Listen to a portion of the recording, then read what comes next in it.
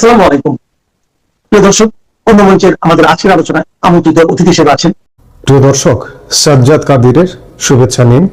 এই মুহূর্তে আপনাদের সামনে কথা বলতে এসেছি দেশের প্রয়োজনে কেন আওয়ামী লীগকে আধুনিক হতে হবে, একটি খোলা আলাপ।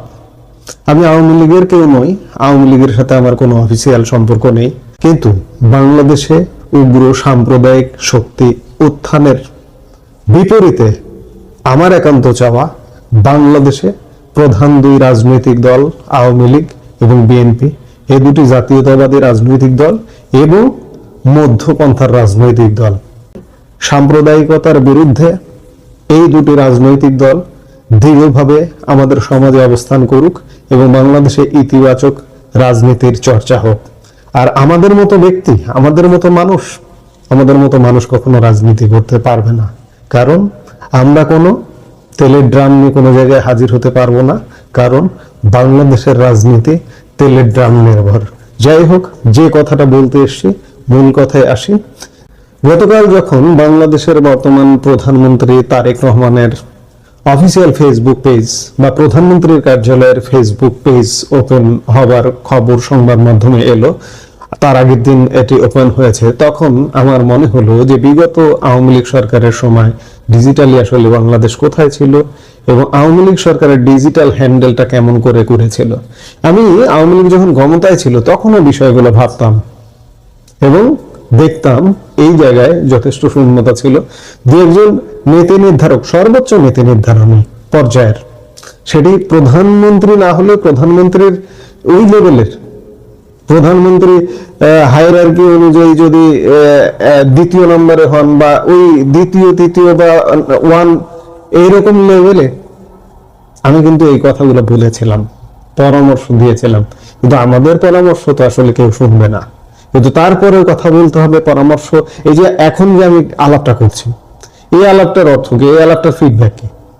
হ্যাঁ, অনেক আওয়ামী লীগের নীতি নির্ধারক দেখবেন, আওয়ামী লীগ প্রধান শেখ হাসিনাও হয়তো দেখবেন, কিন্তু আমাদের এই কথাগুলোর মূল্যায়ন কতটুকু হয় বা হবে সেটি বিবেচ্য বিষয়। মূল্যায়ন যদি হতো তাহলে হয়তো দেশ, সমাজ, রাজনীতি ভিন্নভাবে লিখতে হতো রাজনীতির ইতিহাস। যাই হোক, ডিজিটাল বাংলাদেশ একটি স্লোগান যা গত 1.5 দশকে আমাদের যাপিত জীবনের অংশ হয়ে দাঁড়িয়েছে।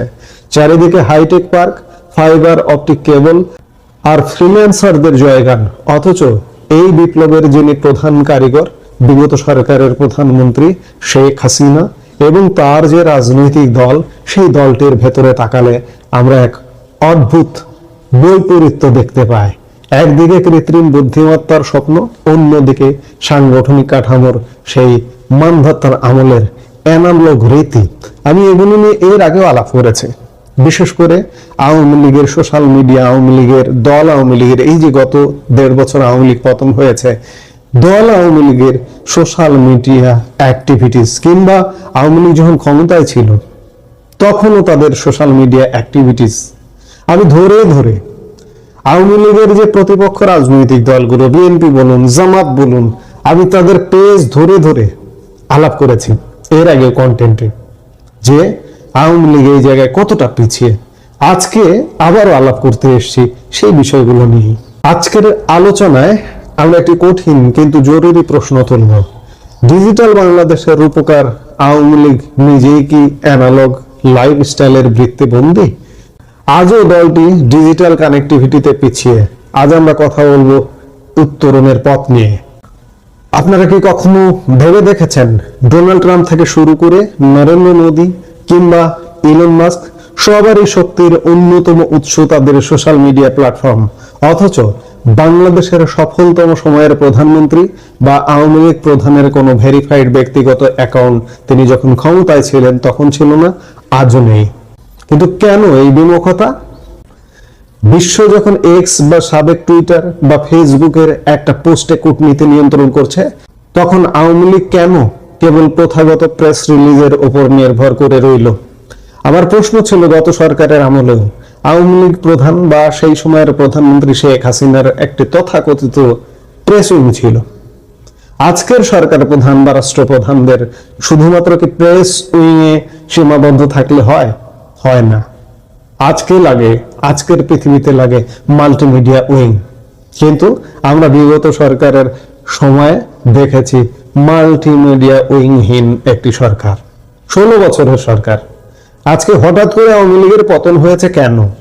আজকে এই জিনিসগুলো ধরে ধরে যতক্ষণ পর্যন্ত আপনি বিশ্লেষণ না করবেন ততক্ষণ পর্যন্ত আপনার উত্তরণ ঘটবে না, আপনি পিছিয়ে থাকবেন, এগোতে পারবেন না। আজকে বিশ্লেষণের প্রয়োজন এসে পড়েছে, আজকে দেশের প্রয়োজনে, জাতির প্রয়োজনে এগুলো বিশ্লেষণের প্রয়োজন এসে পড়েছে এবং সেই অনুযায়ী পদক্ষেপ নেওয়ার প্রয়োজন এসে পড়েছে। ডিজিটাল কানেক্টিভিটি না থাকায় সরাসরি সাধারণ মানুষের সাথে নেতার যে আত্মিক যোগাযোগ, তাতে একটা বিশাল দেওয়াল তৈরি ছিল এবং এই দেয়ালের কারণে নেতা আসলে তার দৃষ্টি কখনোই বাইরে যেত না। যখন আপনার নিজের কোনো প্ল্যাটফর্ম নেই, তখন আপনার বিরুদ্ধে ছড়ানো মিথ্যা বা তথ্য গুজব রোখা প্রায় অসম্ভব হয়ে পড়ে। 1.5 বছর আগে ক্ষমতা হারানোর পর এই অভাবটা আরো প্রকটভাবে ধরা পড়েছে। ডিজিটাল বাংলাদেশ মানে শুধু মানুষের হাতে স্মার্টফোন তুলে দেওয়া নয়, ডিজিটাল বাংলাদেশ মানে নেতার সাথে জনগণের সরাসরি ডিজিটাল সংযোগ। আমরা এখন ডাটা সায়েন্স আর এআই এর যুগে বাস করছি।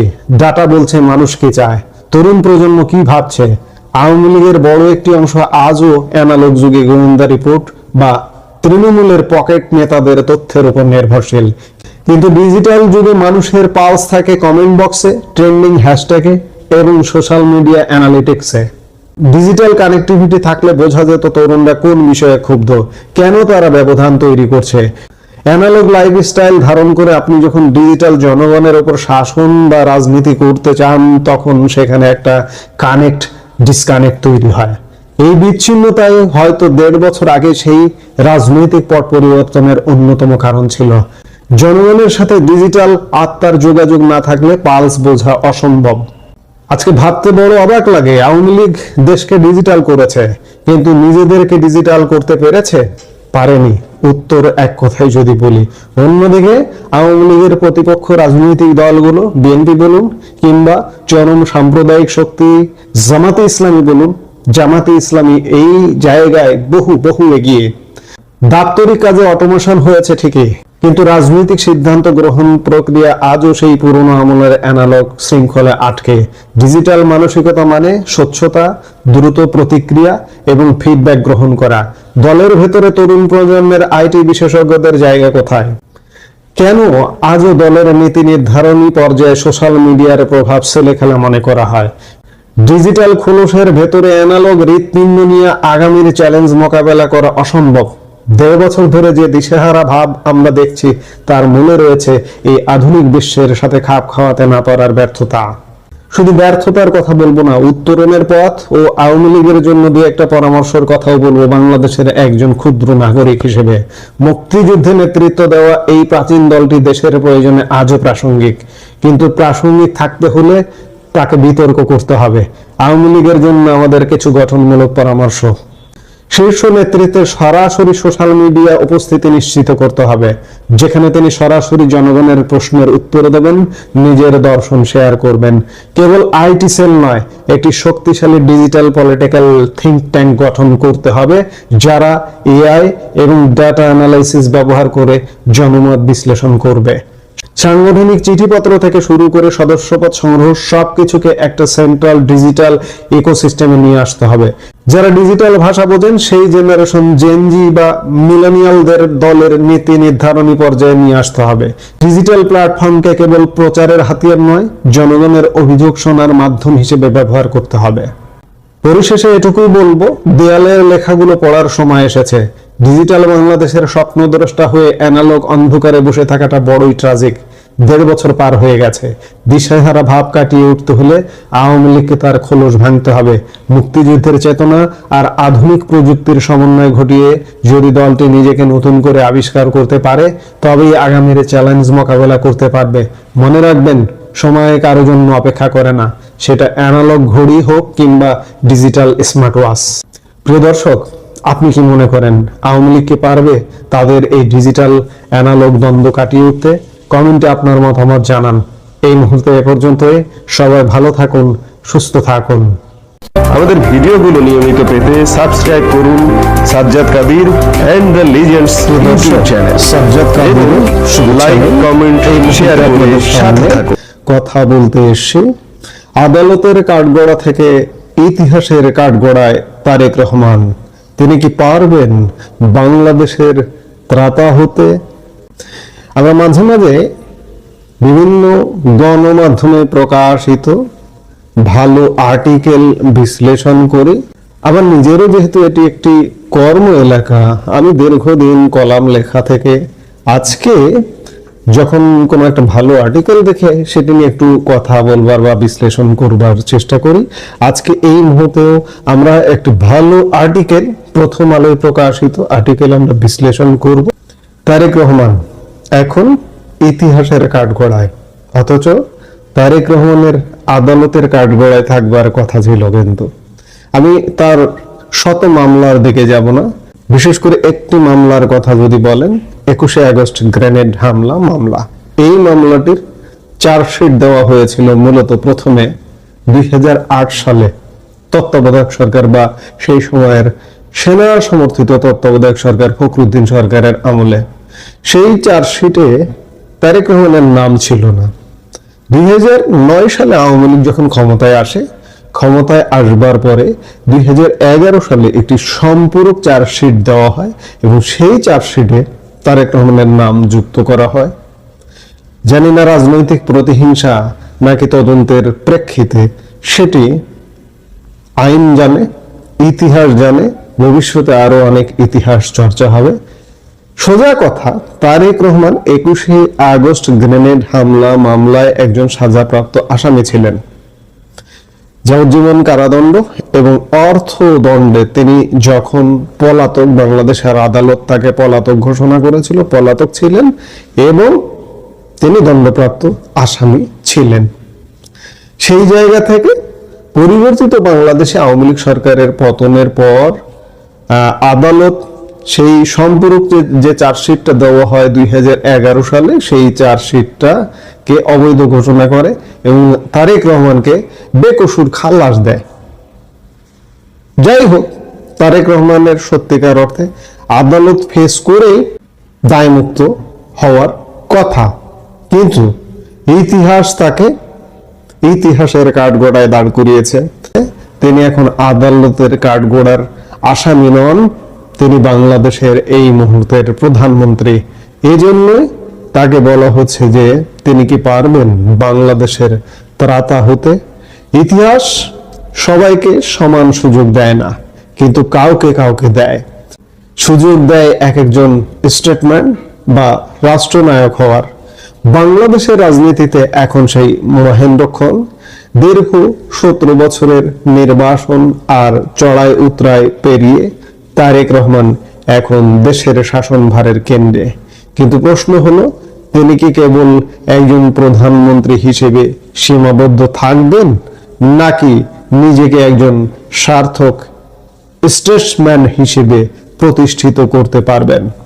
গতকাল প্রথম আলোয় প্রকাশিত বিশ্ববিদ্যালয়ের শিক্ষক ও গবেষক সৈমিত জয়দীপ একটি অত্যন্ত তাৎপর্যপূর্ণ কলাম লিখেছেন, যার শিরোনাম তারেক রহমানের সামনে স্টেটমেন্ট হওয়ার সুযোগ এসেছে। তারেক রহমানের সামনে চ্যালেঞ্জগুলো কি কি, কেন তাকে ত্রাতা বলা হচ্ছে এবং ইতিহাস থেকে তিনি কি শিক্ষা নিতে পারবেন কিনা, এই বিষয়গুলো নিয়ে আমরা কথা বলবো। লেখকের নিবন্ধের শুরুতেই জাতীয় অধ্যাপক আব্দুর রাজ্জাকের একটি উদ্ধৃতি টেনেছেন। আহমেদ ছফার বিখ্যাত বই যদ্যপি আমার গুরুতে রাজ্জাক সাহেব বলেছিলেন, ইতিহাস শেখ সাহেবরে স্টেটসম্যান ওইবার একটা সুযোগ দিছিল, তিনি এইটা কামে লাগাবার পারলেন না। কেন এ কথাটি আজ প্রাসঙ্গিক? অর্থাৎ বঙ্গবন্ধুকে স্টেটসম্যান হবার সুযোগ দিয়েছিল ইতিহাস, কিন্তু বঙ্গবন্ধু সেই জায়গায় পারেননি।